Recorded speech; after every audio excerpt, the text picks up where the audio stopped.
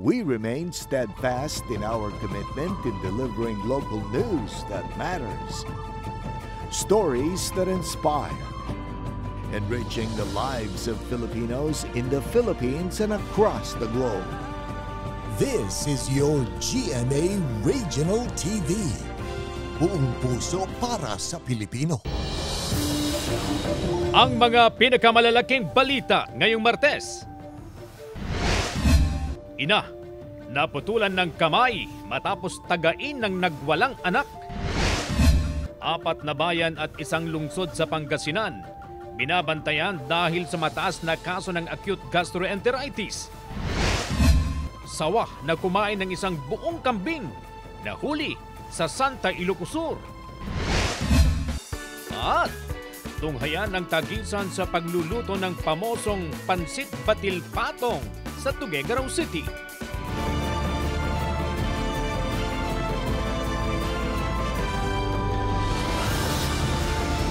Ito ang GMA Regional TV 1 North Central Luzon. Masantos siyang aram na imbag kamalem baya pagat panapon kapuso. Narito na ang 1 North Central Luzon. Hatid namin ang mga pinakamalalaki at pinakahuling balita sa Hilaga at Gitnang Luzon. Live mula rito sa GMA Dagupan Station, ako po si Chris Zuniga. Mga tinamaan ng acute gastroenteritis sa Pangasinan mula January hanggang August 2024, tumaas ng 24% kumpara noong 2023. Yan ang balitang tinutukan. Live ni Joan Punsoy. Joan? Chris, inasahan na raw talaga ng health authorities itong pagtaas ng kaso ng acute gastroenteritis ngayong panahon ng tag-ulan dahil na rin sa pagkalubog ng mga water sources sa baha. Pumalo na sa 5,765 ang kaso ng acute gastroenteritis sa Pangasinan. Naitala ito mula Enero hanggang August 5. Tumaas ito ng 24% kumpara sa 4,632 na kaso sa parehong panahon noong nakarang taon. Gayunman, bumaba ang death case na 8 kumpara sa 14 noong 2023, base sa datos ng Provincial Health Office. Yung ating pong mga source ng water ay sa panahon po ng tag-ulan ay talaga pong nakukontamina po ito, no? Kasali po ang pagbabantay sa gastroenteritis or yung mga waterborne diseases na binabanggit po natin under wild, no, na binabantayan natin. Ang pagkalubog ng water sources sa bahang isa sa mga dahilan ng pagtaas ng kaso ng AGE. Nakukuha ang sakit sa pag-inom ng tubig na kontaminado ng bakterya at hindi malinis na pagkain. Ang pinakabata po, no, na namatay is 4 months old at ang pinaka oldest naman na nagkaroon po ng pagkasawi sa diarrhea is 3 years old. Kabilang sa mga lugar na binabantayan ng PHO dahil sa mataas na kaso ng AGE, ang Lingayen, Bayambang, Binmalay, Calasiao at San Carlos City. Kaya nag-iingat daw si Jennifer sa kalidad ng tubig na pinapainom sa kanyang mag-anak. Mahirap na kasi yung magkasakit sa ngayon. Alam mo na, ang hirap ng pera.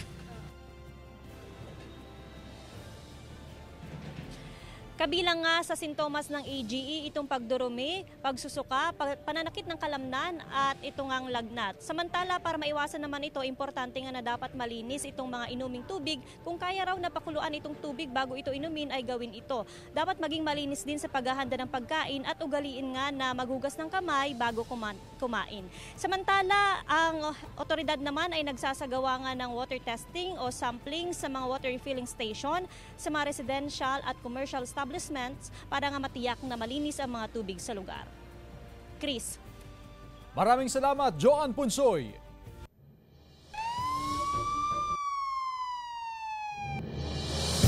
Naputulan ng kamay ang isang ina matapos tagain ng nagwalang anak sa San Manuel, Pangasinan. Nakaalerto, Russell Simorio. Napunta sa ilalim ng mesa ang putol na kamay ng 64 anyos na ina matapos siyang tagain ng sariling anak sa barangay Nagsaag, San Manuel, Pangasinan, umaga nung Huwebes, August 1. Sa investigasyon ng pulisya, bigla na lang nagwala ang suspect sa loob ng kanilang bahay.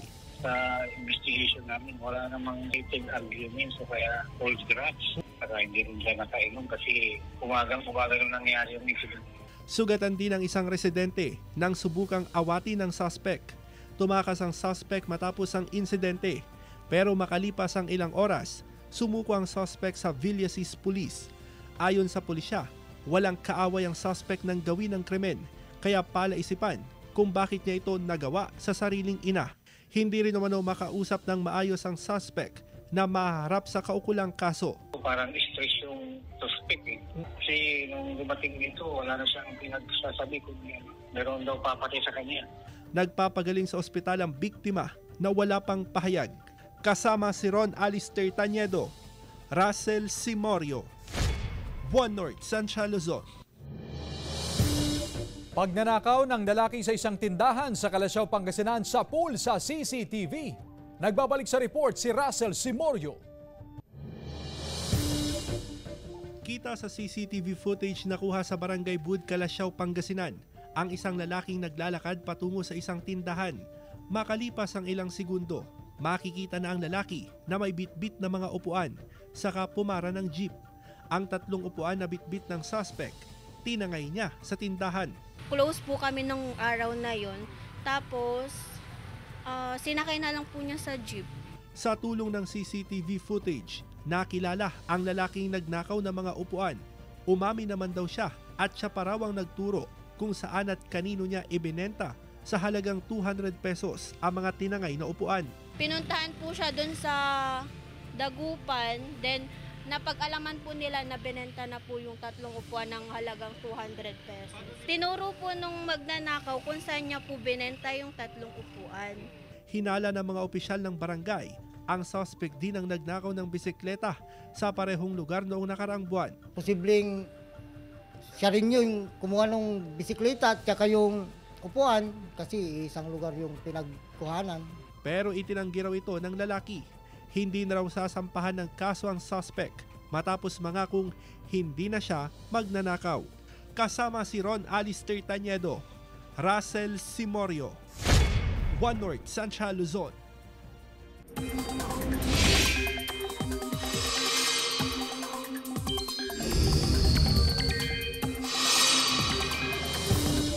Mga kapuso, patuloy na binabantayan ang sama ng panahon sa loob ng Philippine Area of Responsibility.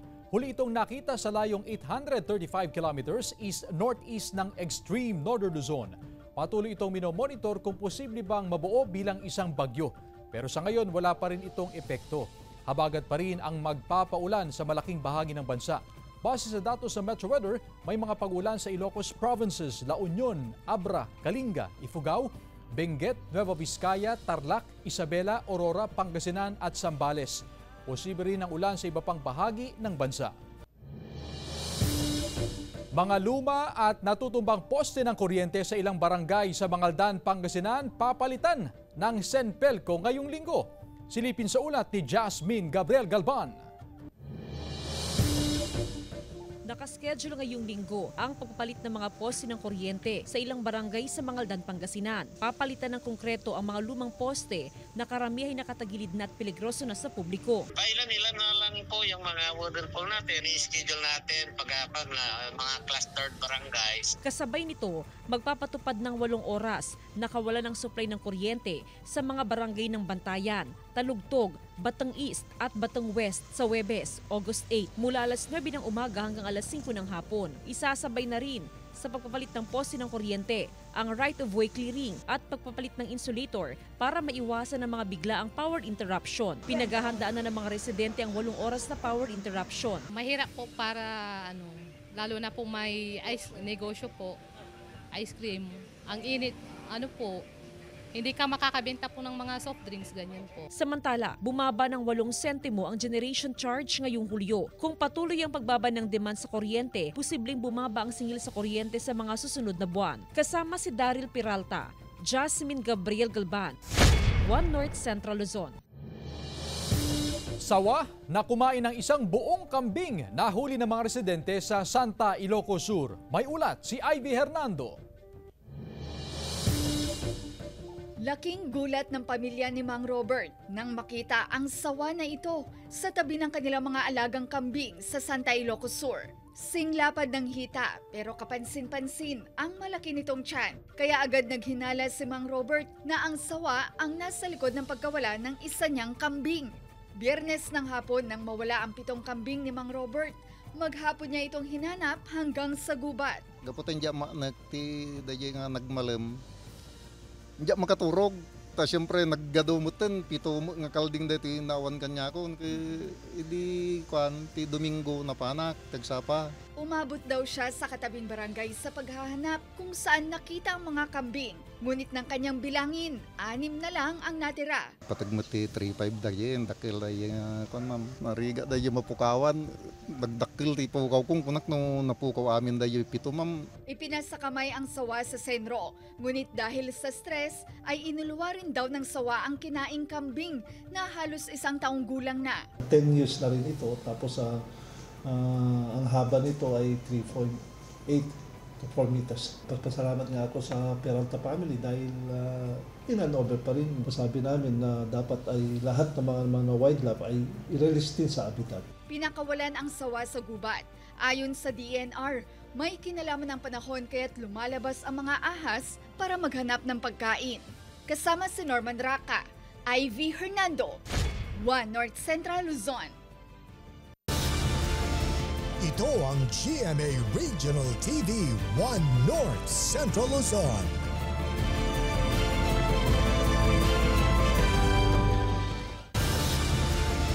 Ito ang GMA Regional TV 1 North Central Luzon. 41 anyos na tricycle driver sa Kalasyaw, Pangasinan, kinagat ng aso habang namamasada. Narito ang report.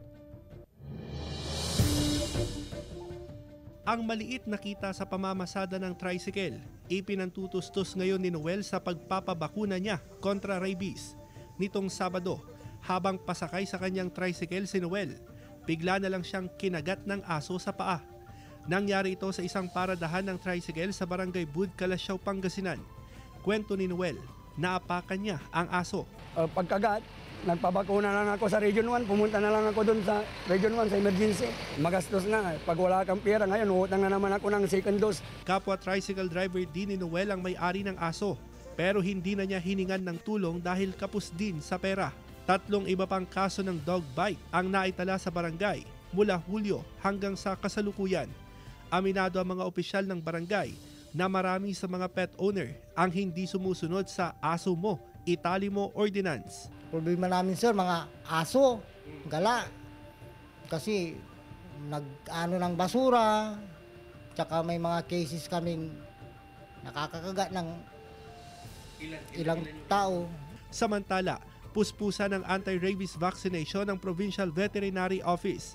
Sa tala ng OP Vet mula Enero hanggang Hulyo, pumalo na sa mahigit 146,000 na aso at pusa sa probinsya ang nabakunahan kontra rabies. Dapat malaman nila na ito ay nakakamatay pero can be preventable. We can prevent this in the form of ito nga information campaign na ginagawa natin. Kasama si Ron Alister Taniedo, Russell Simorio, 1 North Central Luzon.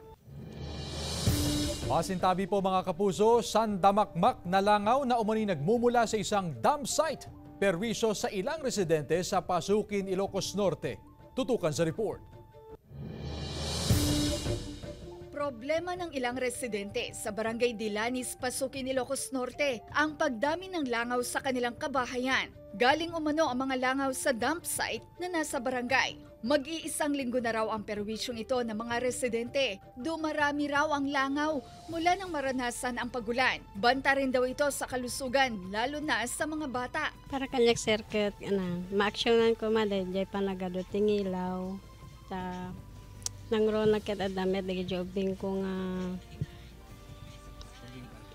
ubing pay, may iliklik na ko may itisakit. Kasla ko may itata sir, aduti agruar nga ngilaw itaken, no, asidag kami pay ngamin ti dump site, adatay tiyempo na nga agada, adamote tiyempo na nga agawan. Batid ng barangay chairman ang problema. Posible raw na galing ang ilang langaw sa dump site na 500 metro lang ang layo sa mga kabahayan.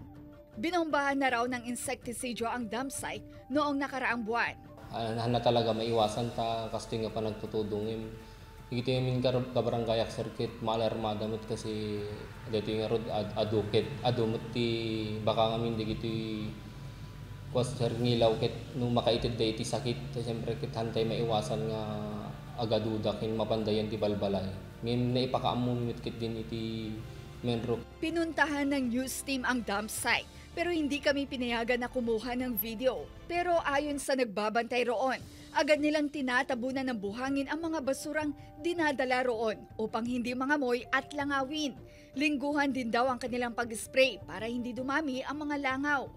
Wala pang pahayag ang lokal na pamahalaan pero sa mga larawan na ito na pinost sa Facebook account ng MDRRMO, makikitang nagsagawa sila ng fragging operation sa dump site. Kasama si Reynold Velasco, Ivy Hernando, One North Central Luzon. Pagtatalaga ng mga pulis sa mga paaralan ipinatutupad sa Bangaldan, Pangasinan para sa dagdag seguridad. Sundan sa report. Tuloy-tuloy ang pagtatalaga ng mga pulis sa mga paaralan sa Bangaldan, Pangasinan. Ngayon nagbalik eskwela ang mga learner, lalo na sa oras ng pasukan at uwian. 2 hanggang 3 pulis ang dinideploy sa mga malalaking eskwelahan. Nagsisilbi silang dagdag seguridad ng mga learner. Way of showing yung especially yung mai-guide nila doon sa kalsada para maiwasan yung mga aksidente na pwedeng mangyari, especially mga schools na located sa national highway natin. Malaking tulong ito sa paaralan, gaya ng Bangaldan National High School na aminadong nagkukulang sa security guards. Sa ngayon, 15 lang ang security guard ng eskwelahan. Yung dami ng mga pumapasok at saka lumalabas dito sa school natin, ang Bangaldan National High School, ay hindi sapat yung ating mga security guards para ma-assist yung ating mga estudyante. Dahil sa dagdag puwersa ng pulis sa labas ng mga paaralan, kampante raw ang mga magulang sa kaligtasan ng mga anak, lalo pat karaniwan daw na nagkakaroon ng gulo paglabas ng mga bata sa eskwelahan. Para maprotektahan po yung mga estudyante. Kasama si Daryl Peralta, Jasmine Gabriel Galban, One North Central Luzon. Samantala, mataas na demand sa dugo nararanasan ngayong tag-ulan ayon sa PRC Pangasinan. Narito ang report. Nasa pagamutan ang bayaw ni Nick dahil sa dengue. Nagtungo siya sa tanggapan ng Philippine Red Cross Pangasinan Chapter para kumuha ng platelet. 6 na bags na platelet ang kailangan niyang makuha. Kahapon, 6 bags yung kailangan namin. So, nung pumunta ako sa San Carlos, kasi merong chapter doon yung Red Cross, wala talaga. Tapos bumalik ako ng kinabukasan, sabi meron na dito ng 2. Base sa record ng PRC Pangasinan Chapter, nararanasan ang mataas na demand sa dugo ngayong tag-ulan. Kung dati nasa 20 hanggang 30 bags ang request kada araw, ngayon umaabot na sa 30 to 40 bags ang nire-release ng PRC kada araw. Ang dengue ma'am medyo hindi na lang po siya ngayong panahon pero all year round na rin po siya. At the same time po yung mga iba pa pong sakit ng dugo tulad ng thalassemia medyo tumataas din po ang cases. Nakakamit naman daw ang 21,000 bags na target sa kada taon. Pero sadyang kulang daw ito. Mabilis ang pag-release ng supply dahil sa mataas na demand. Mabilis siyang ma-dispose kasi iba't iba kasi yung cases ng mga patient. May mga regular tayong mga patients na regularly din na kailangang salinan ng dugo.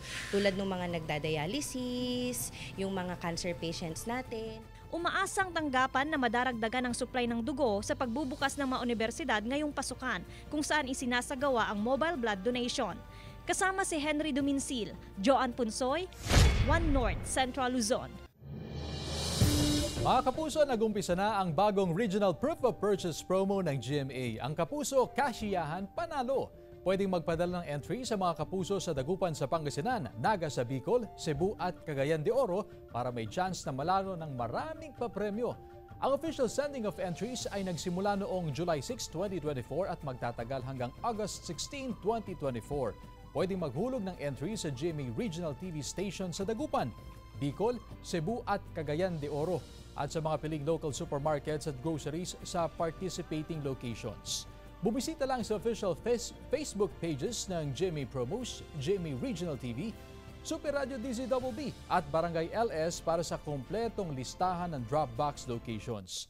Mag-ingat po sa fake news, fake Facebook accounts o scam texts.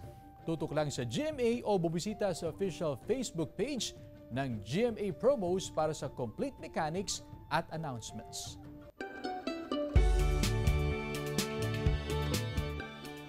Paboritong stopover ng mga motorista ang Pasaling View Deck sa Pagudpud, Ilocos Norte. Instagrammable kasi ang tanawin ng kulay asul na dagat at berdeng bundok. Tanaw rin ang mga bagong tayong turbina ng wind farm. Ayon sa mga opisyal ng barangay, nagmistulang selfie station ang view deck ng mga biyahero papunta at galing ng Cagayan. Ang view deck ay matatagpuan lamang sa gilid ng highway paglagpas ng Welcome Arc ng Pagudpud. Ito ang GMA Regional TV 1 North Central Luzon.